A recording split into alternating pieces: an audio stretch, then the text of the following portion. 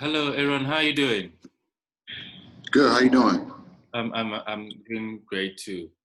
Some 41% Black-owned businesses across America were forced to close during the COVID-19 pandemic period, compared to the 17% of white-owned businesses. Why was that the case? I mean, from my standpoint, I would say that the nature of the business changed drastically, and I know for myself, uh, from a number standpoint, we were anticipating on doing triple of what we're doing now. But instead, we focused on the takeout and delivery aspect of it, and kind of and those numbers actually, that's our strongest numbers. Even to this day, our takeout numbers are probably 40% of the overall gross of the store.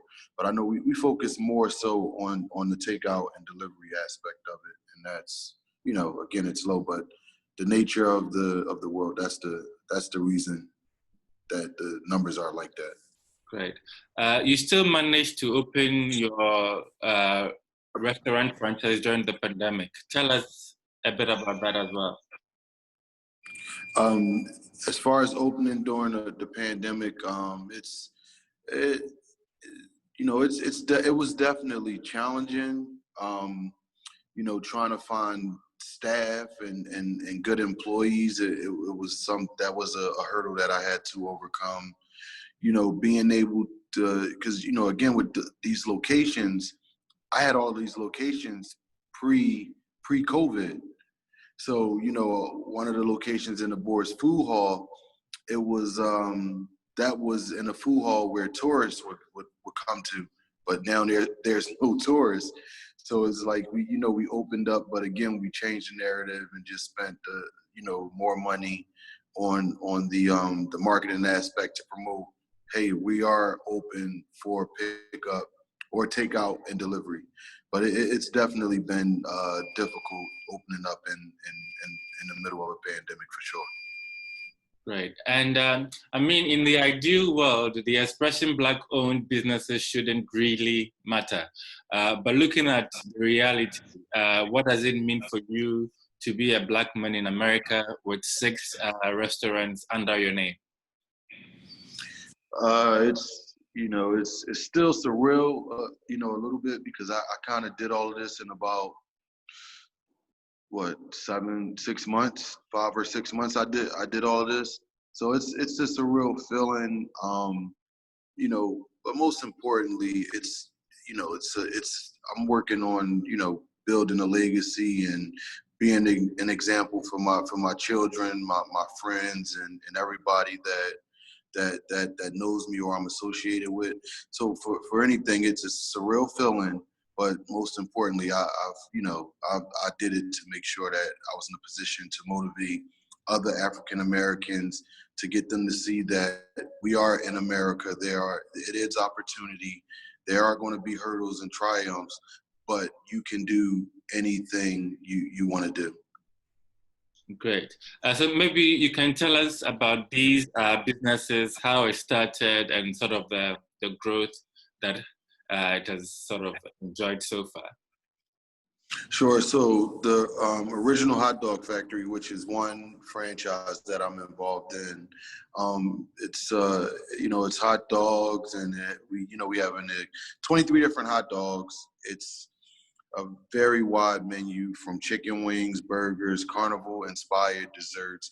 But the concept originated in Atlanta, Georgia, and it's 2 stores currently open down there as well.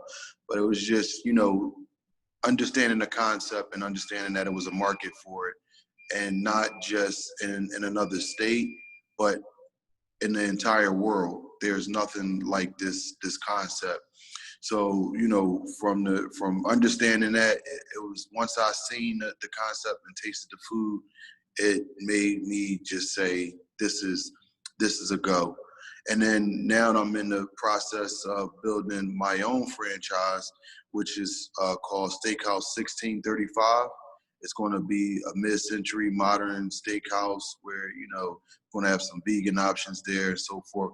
But we're in the build-out stages of that now. But that's another concept that I have going on. Great. And so in terms of location, where are these restaurants spread across for you? Say that one more time. In terms of the locations, where are these restaurants spread across the states for you? Okay, so the original hot dog factory, I have a location at the soccer stadium, the Philadelphia Union Soccer Stadium, which is called Subaru Park. I have I have 3 locations in Philadelphia, and I'm looking at some locations in New York now. Great. So why did you decide to become like a food entrepreneur? Understanding that that's something that everybody needs. It'll never go out of style. Mm-hmm. And do you personally, as a consumer, have preferences that led you to sort of go in for this franchise? As far as this franchise, again, it's just the food and the menu. It just all makes sense. Great. And I am African, and sometimes when I come to the US, I sometimes look for franchises like yours that fully incorporate some of our food. Are you ever looking into diversifying to that extent to put some African food on your menu? So because the original hot dog factory is a franchise, it's not like I make that decision. It all has to go through corporate. But they are very open. I mean, it's interesting that this is the first time someone has asked me that, but it sounds interesting for sure. Right. So your own business, the steak house, when are you looking at it opening? I'm thinking around November. We should be ready around November. Great. And this again would be in Philadelphia, or you're still again looking at the New York area too? Yeah, so it's going to kick off in Philadelphia, of course, but the goal is to put one in every major U.S. city, such as New York, Chicago, Miami, L.A., and those, in those markets. Great. And of course, you said you said like 6 months ago, building a lot of things. So beside the COVID challenge, what other peculiar challenges have you sort of experienced, and how do you overcome them as a business owner? Sure. I mean, we've experienced, situations with the kitchen, with it being overwhelmed, not being able to get the orders out and in a timely fashion. I mean, there were a lot of different adversities, but when you're going through it, that's when you just figure it out. Literally, just being hands-on. So, to give you an example, when the kitchen was overwhelmed, we lacked the training that we did, understanding how the system should go. So once we really enforced that and understood our system and never to negate that, just stay with the system, no matter how busy or slow you are, it went smooth from that point. So a lot of the difficulties that we faced, it was definitely in those real moments, and just from having the training and the experience, it helped us get through all of it. Fantastic. And your experience has been beyond just food. You've also invested in some tech companies and setups. When you are looking to go into such investments, what do you consider? Every investment, I feel like it's where you're connecting the dots, meaning that you connect dots wherever there's an opportunity, that's connecting the dot. And everything that I'm involved in, it's more so providing or giving something to a market that needs it. And it's the same concept with the tech startups such as QuickScript and Flight. They are both offering different concepts to a market where it's not being done, and that's where you'll find the most success. Fantastic. I wish that in the future your investments will bring you to my country, Ghana, and Africa at large.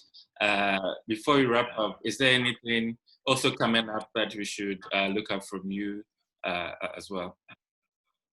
No, I mean, we just thank you for having me on here. I appreciate it, and I definitely look forward to coming to your country at some point in the near future. Great. Thank you very much, Arian. Have a wonderful week. Thank you. You as well. Cheers. Yeah.